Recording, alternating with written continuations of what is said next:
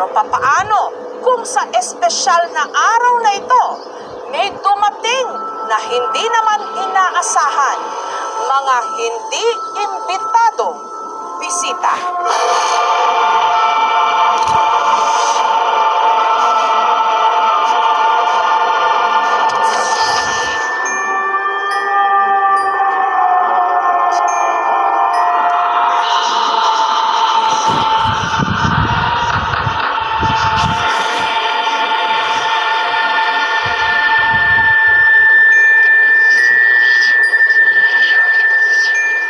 Ako po si Mary Grace Ramos. 26 years old na po ako.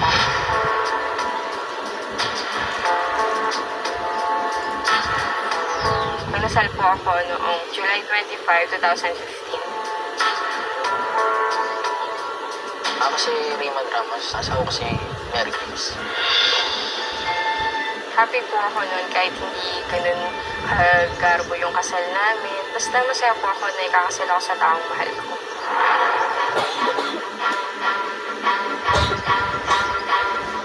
Siyempre happy, surreal kasi nangyayari na lahat ng mga dreams namin. Yung motif nung kasal ko, yellow. Mula dun sa flower girl hanggang dun sa bridesmaid. Ako si Tito Ramos, pinsan ko si Raymond. At ako yung isa sa mga official photographer nila. Nung paglakad ko sa altar, nakabahan talaga ako noon. Actually, parang hindi ko nakikita yung mga nasa gilid ko. Nakikita ko lang yung sa unahan, yung nilalakaran ko. Mag-iingat ako kasi nga buntis ako noon.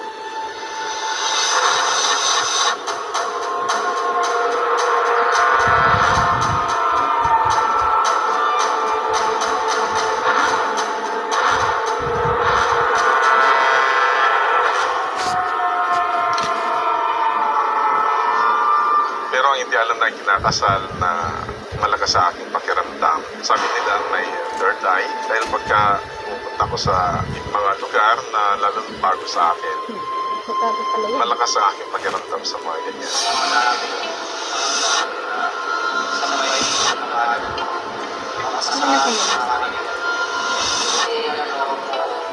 Wala naman akong na-notice na hindi ko pa kilala dun sa crowd kasi yung mga invite pala namin close friends, families. I-upload ko, i-post sa YouTube.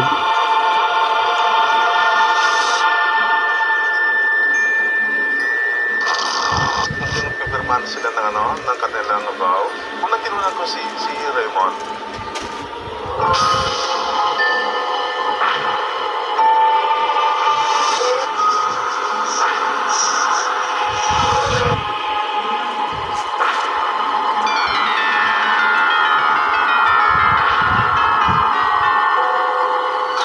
Sa pagkalikod, may isang upuan doon na batlang o walang nakaupo siya mismo. Pati pag-silip ko sa camera, walang tao talaga. Makikita mo lang yun, parang dalawang tao lang yung napansin ko doon.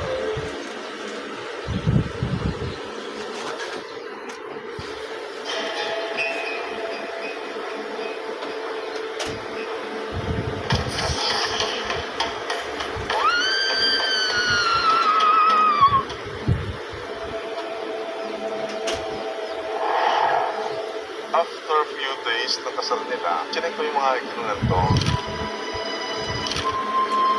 Tapos nung makita ko doon, oy, bakit meron ganito?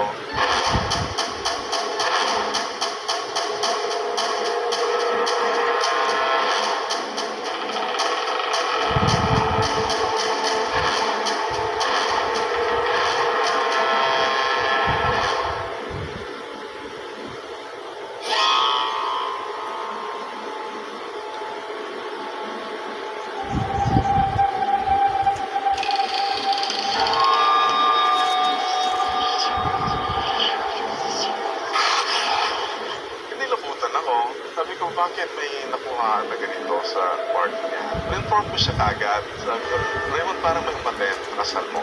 Naka-gown siya. Parang golden yellow yung kanyang suot. Natakot ako, syempre. Sino to? Wala akong nakitang naka-veil nun bukod sa aking asawa. Sa side na yun is, mga nakaupo nun is mga bridesmaid. Ako mismo, hands-on kami mag-asawa na alam namin yung design ng damit ng bawat bridesmaid. Sa gamit na sambay nangalan. Mapasama ko siya. May masuwa para sa